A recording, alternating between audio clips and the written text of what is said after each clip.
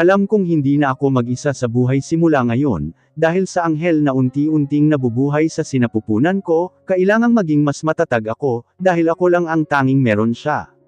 Matapos naming mag-usap ni Mommy nang bumisita ako sa kanya, ay umuwi ako sa condo unit ko, pero hindi ako umiyak at nagmukmak gaya ng lagi kong ginagawa sa tuwing pinagsasalitaan niya ako, bagkus ay nagluto ako ng spaghetti, na bigla ko nalang ginusto saka kumain.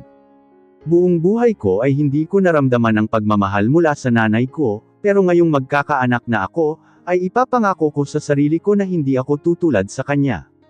Sa kabila ng pagiging ganoon niya sa akin, mas nananaig pa rin sa pakiramdam ko na dapat ay unawain ko siya, kasi kahit anong mangyari siya ang nanay ko, pero alam ko rin na minsan ay kailangan kong manindigan at magsalita minsan, para alam niya ang nararamdaman ko. Kaya ngayon ay buo na ang desisyon ko, hindi ko papayagang makuha ni Mommy ang trust fund kung nilaan sa akin ng grandma. Kung nabubuhay lang sana siya sa ngayon, ay tiyak kong matutuwa siya na magkakaroon na ako ng anak. Dadalaw ako sa puntod niya sa mga susunod na araw, para makapagkwento ng mga nangyayari sa akin. Kahit wala na siya alam kung nakikita niya ako mula sa itaas, kung saan kasama na siya ng Diyos, nakikita niyang nahihirapan ako, kaya naman sasabihin ko mismo sa harapan ng puntod niya na kinakaya ko ang buhay. Nakaplano na sa isip ko ang dapat kong gawin ngayon, dapat akong maging matatag para sa anak ko, pinaramdam na sa akin ni Mommy na hindi niya matatanggap ang magiging apo niya, kaya nasisiguro kung gaya niya ay ganoon din si Daddy. Nagdadalawang isip ako sa ngayon kung ipapaalam ko rin ba sa kanya, pero mas buo ang desisyon kung huwag na lang muna, baka gaya ni Mommy ay masamang salita lang ang matanggap ko mula sa kanya. Planado na sa isip ko ang isang bagay na sigurado akong gagawin ko, pero sa ngayon kailangan ko munang siguruhin ang magiging kinabukasan namin, nang magiging anak ko sakali mang dumating ang araw ng paglayo ko, mula sa mga taong hindi ako kayang tanggapin, lalo na ang gaya ni Jason na basura ang tingin sa akin. Nandito ako ngayon sa part shop, at halos abala si Jude dahil may trabahong binigay sa kanya si Ate Helen, ang paglilinis ng buong shop. Na ayaw naman ipagawa sa akin. Pansin ko ang laging pagtingin sa akin ng dalawa, sa tuwing magkakasama kami, alam kong gusto nilang magtanong tungkol kay Jason, pero halata kong nag-aalangan sila. Jude, pakiayos ng linis mo. Antag ko nang tumayo ako sa pwesto, kung saan nagwawalis ang baklita. Agad niya naman akong sinama ng tingin, na mas ikinatawa ko pa, dahil busanggat ang baklita, halata ang pagkadisgusto sa ginagawa. Ang arte maglilinis lang naman. Sayang ang porma ko today, paglilinisin lang naman pala ako. May sama ng loob niyang sabi, dahilan para mas tawanan ko siya. Lumayas ka sa nililinisan ko, kung ayaw mong ihampas ko sa'yo ang tambo na ito, inis niyang antag sabay amba sa akin ng walis. Ang arte mo naman Jude, hindi ka maganda dyan sa suot mo, kaya manahimik ka, patawa-tawa kong sabi. Paano ba naman kasi ay pormadong-pormado ngayon, nakasuot ng white floral na polo at khaki pants with black leather shoes, lalaking-lalaki sana kong titignan, pero kapag sa mukha ang dapo ng tingin ay nakute, Barbie dahil sa kapal ng foundation at blush on. Si Jude yung tipo ng baklita na lalaki manamit, pero wagas mag-make-up. Hindi nga maganda at least may jaw-awit ako, inis niya pa ring antag na halatang naiinis sa akin. Ang sarap tuloy asarin ng baklita ngayon, dahil ang bilis niyang napikon. Baka binilan mo ng broom kaya mahal ka. Pambubuskang tanong ko, dahil nasabi niya isang beses sa akin na inaway siya ng jowa niya, nang minsan silang magkita dahil ayaw niyang pumayag na bumili ng motor.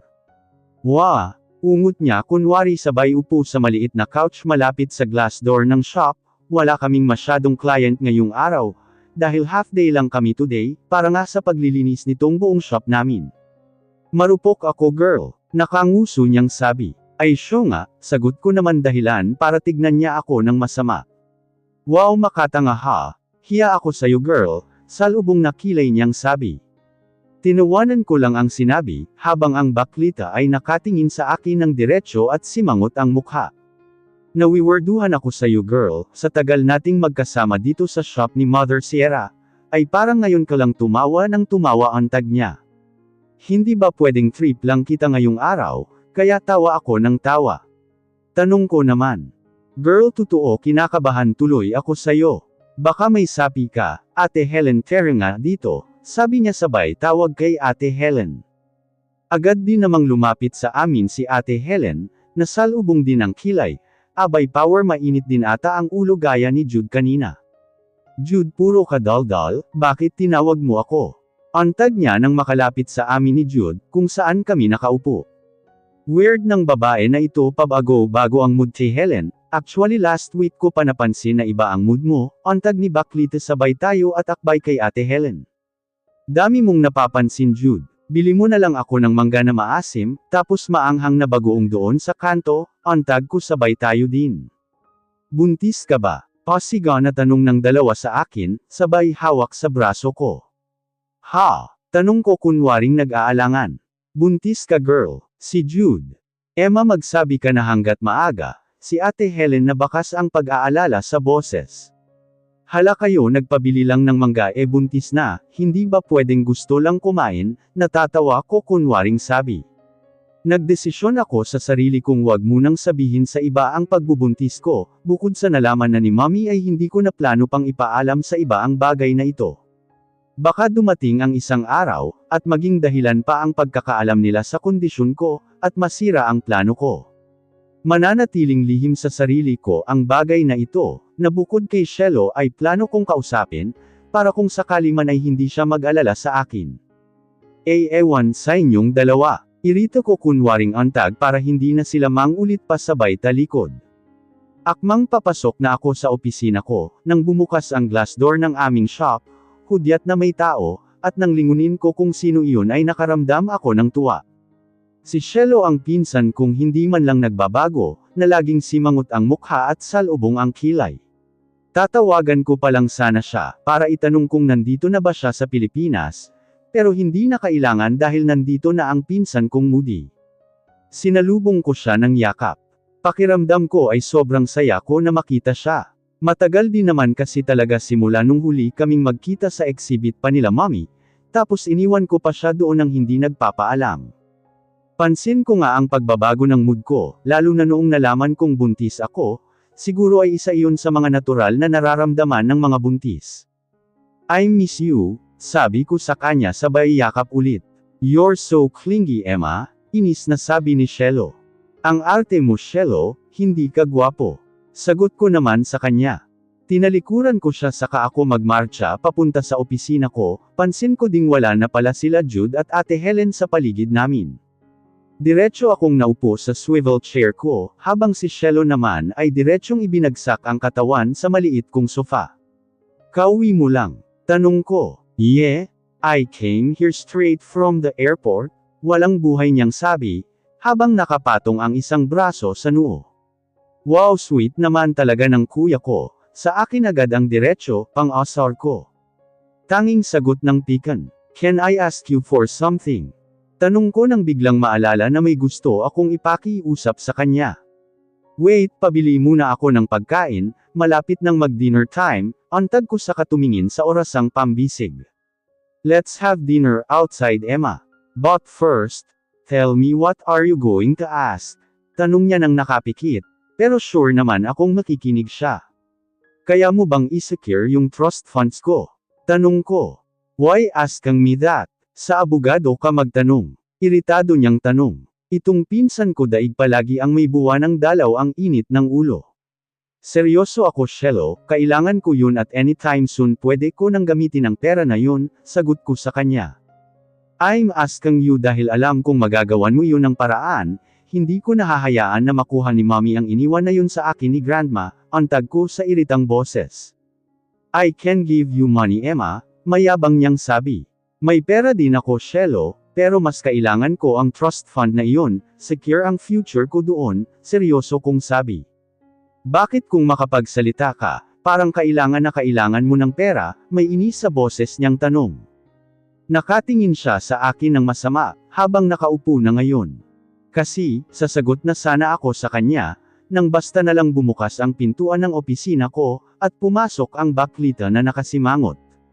O lamunin mo pati buto, ang layo ng nilakad ko para sa mangga na yan, pabagsak na lagay niya sa manggang hilaw at bagoong nang nakasimangot, hindi ata pansin ng Baklita si Shelo, kaya ganito na lang kung makasigaw. What's with that mangoes? Tanong niya na alam kong may iba pang ibig sabihin. Ay hello Fafa Shelo, nandito ka pala. Gora na ako mamalanding bati ng baklit sabay labas. Agad kong hinalukay ang supot na pinaglalagyan ng mangga sa kabagoong. Agad ko yung binuksan, at sinawsaw sa bagoong, buti na lang ay yung nabalatan na ang nabiling mangga ni Jude. Tahimik akong kumakain nang bigla kong napansin si Shelo, na nakatayo sa harapan ko habang nakapamewang. Emma, pagtawag niya sa akin. Ramdam kong may kakaiba sa pagtawag niya, kaya naman nang tignan ko siya ay kinabahan ako. Hindi kaya ay alam na niyang buntis ako, kaya tamang duda siya sa simpleng mangga lang. Gusto mo? Tanong ko kunawari sabay turo sa mangga. Yung tungkol ba talaga sa trust fund ang sasabihin mo sa akin, o may iba pa? Seryoso niyang tanong. Ha, maang-maangan ko, wala naman na, sagot ko sa kanya. Pero mukhang ayaw maniwala ng pinsan ko, dahil hindi pa rin niya ako nilubayan ng masamang titig. Kamusta pala kayo ni Reg? Tanong ko nang hindi tumitingin sa kanya. Don't answer my question Emma with another question, saka wag mong ibahin ang usapan. Inis na talaga niyang sabi. Ramdam kong unti-unti na siyang nagagalit sa akin, base sa tono ng boses niya, kaya naman huminto ako sa pagkain ng mangga sa kayumo ko. Ayokong katagpuin ang masama niyang titig. Takot ako sa kanya kapag nagagalit na siya, hindi dahil pinsan ko siya, kung hindi dahil kuya ang turing ko sa kanya. Emma, pasigaw na niyang sabi, dahilan para magulat ako at mag-umpisang maiyak. Alam kong hindi siya titigil hanggat hindi nakakakuha ng tamang sagot sa akin.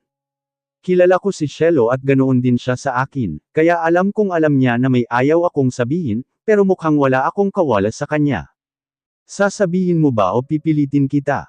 May pagbabanta na niyang sabi, sabay hampas ng isang kamay niya sa lamesa ko, dahilan para maiyak na talaga ako.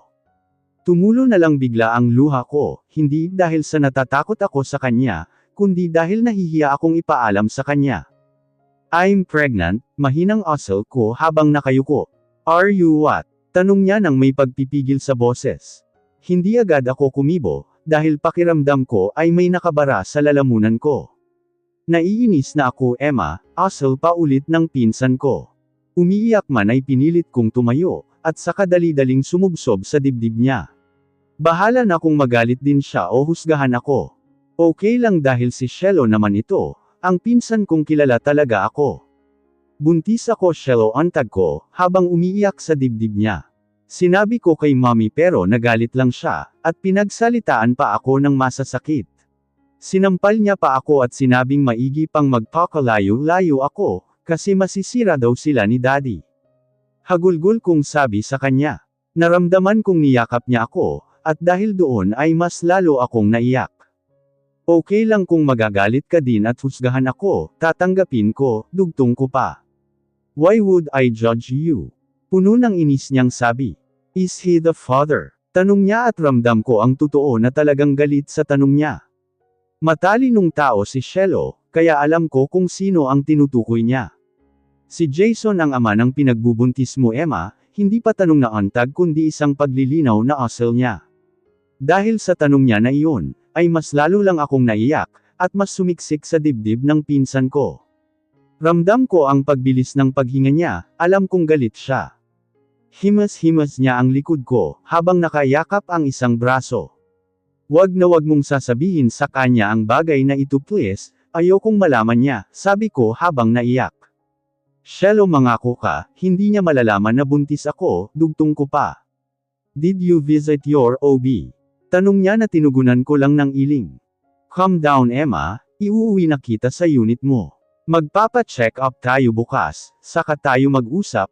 Wala akong karapatan na sabihin sa kanya ang bagay na yan, at kung ako ang magdedesisyon, ayoko ring malaman niya.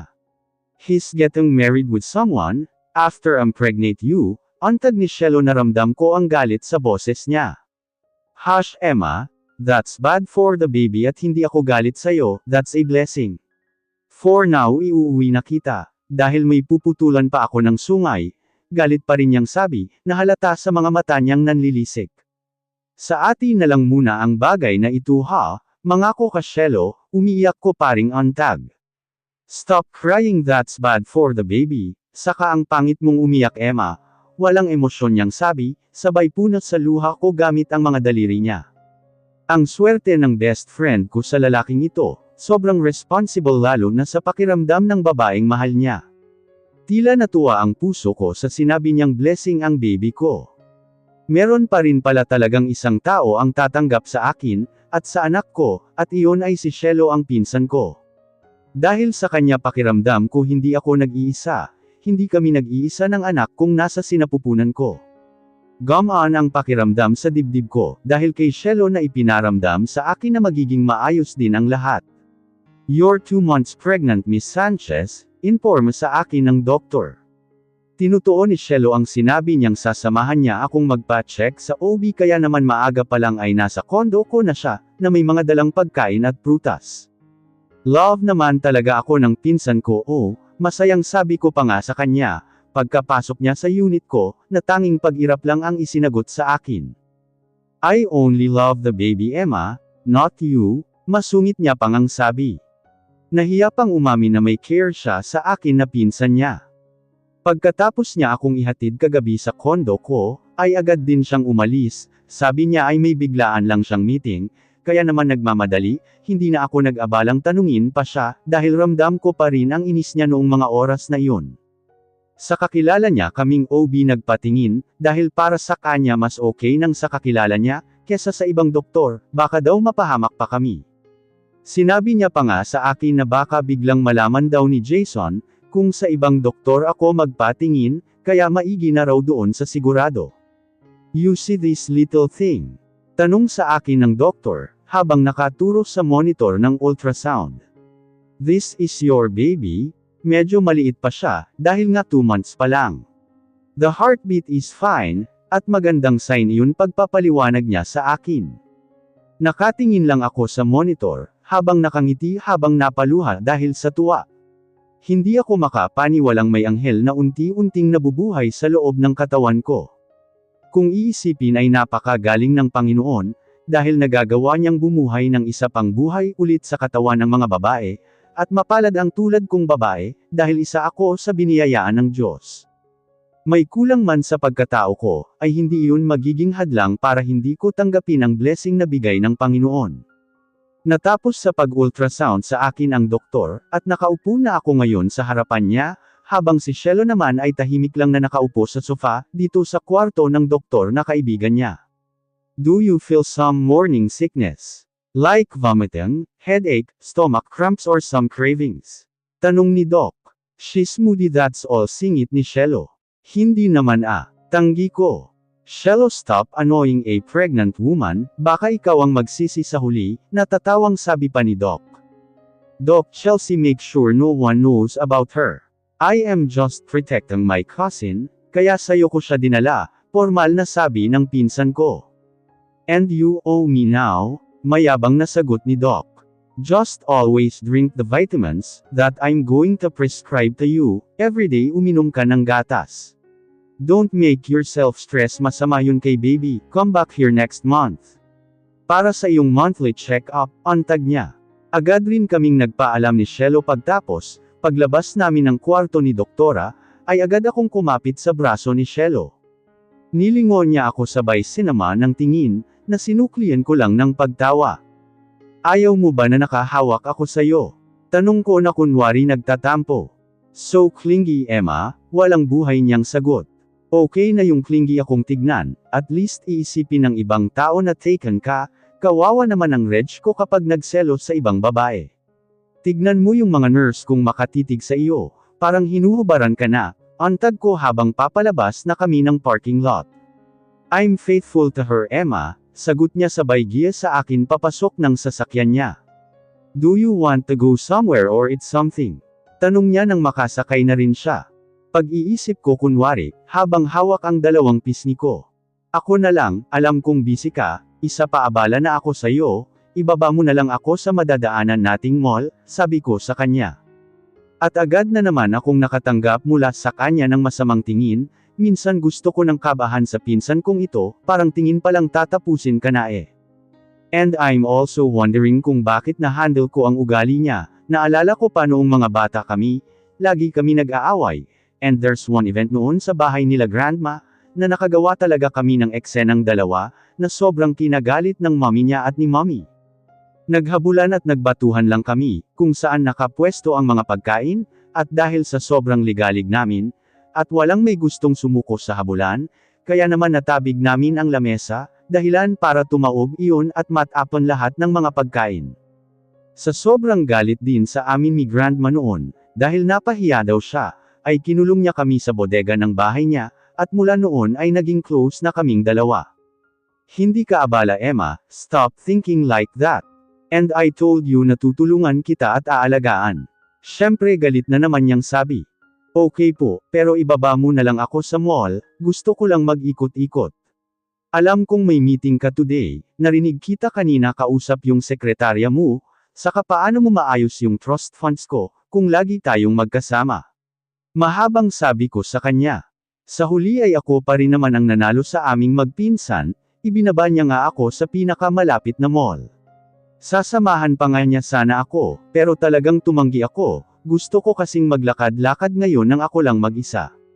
Hanggang ngayon ay pinag-iisipan ko, kung saan ako pupunta oras na tumuloy ako sa nabuo kong plano. Desidido at sigurado na ako, ang iniisip ko lang ay ang seguridad ng kinabukasan naming mag-ina.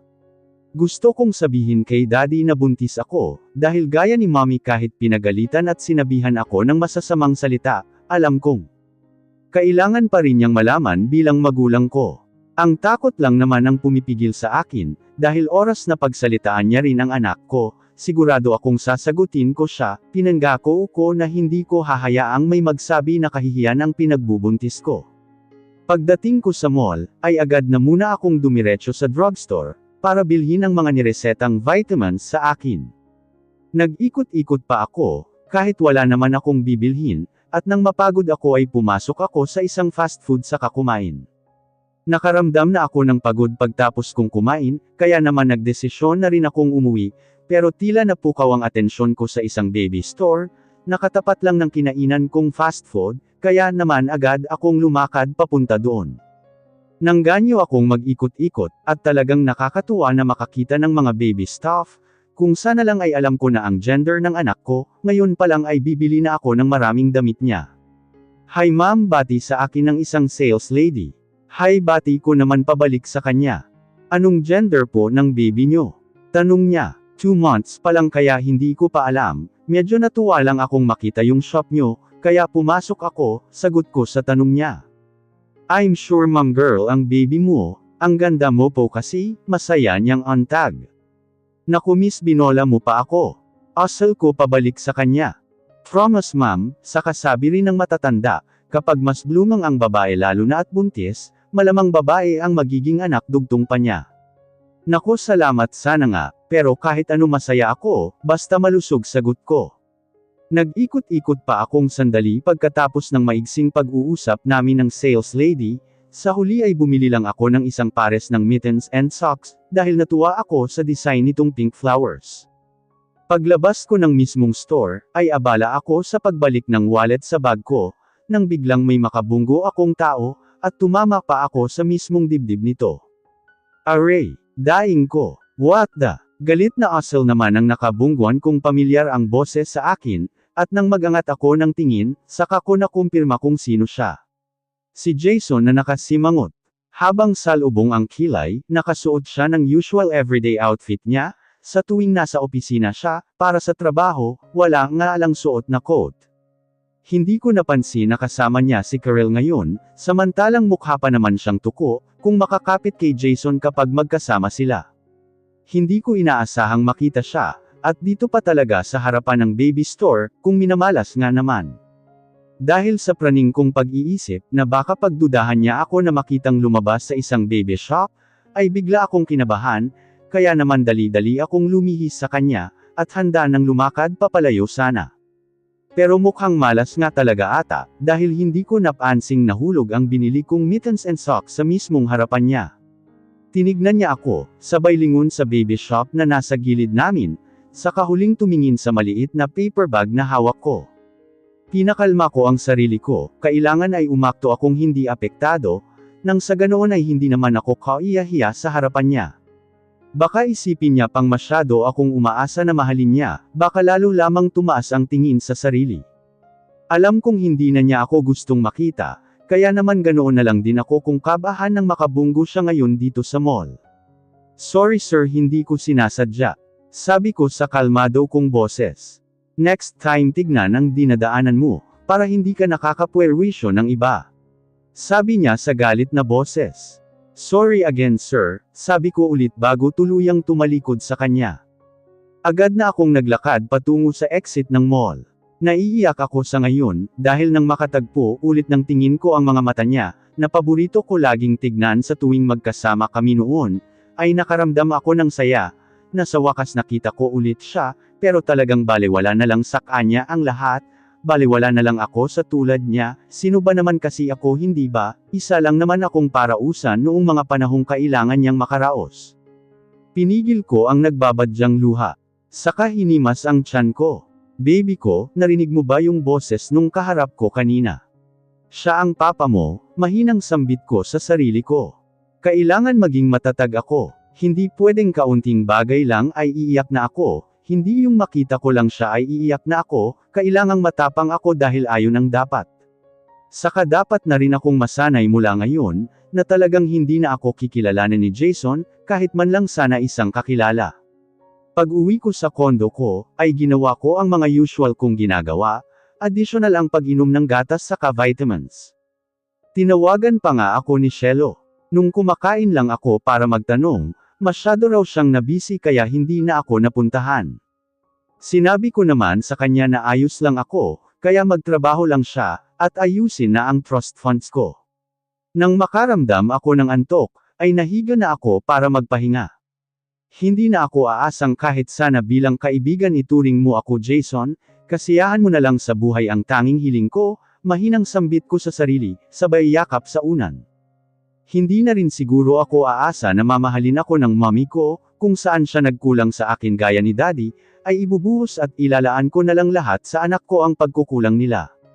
Naisip kong sabihin kay Reg ang pagbubuntis ko, lalo na kay Tita Sierra, pero saka na lang din siguro kapag naayos ko na ang lahat, nang sa ganun ay hindi sila mag-alala, gayong nasa malayong lugar pa man din sila.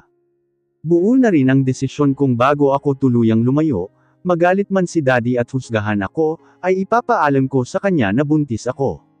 Ngayon palang kailangan ko ng mag-ipon ng tapang, dahil alam kong hindi magiging madali ang buhay na pinaplano ko para sa anak ko. Sisiguruhin kong magiging maayos ang lahat para sa kanya. Hinimas ko muna ang tiyan ko. Bago tuluyang makatulog, mamahalin kita buong buhay ko, pagkausap ko sa sarili hanggang sa nakatulog na ako.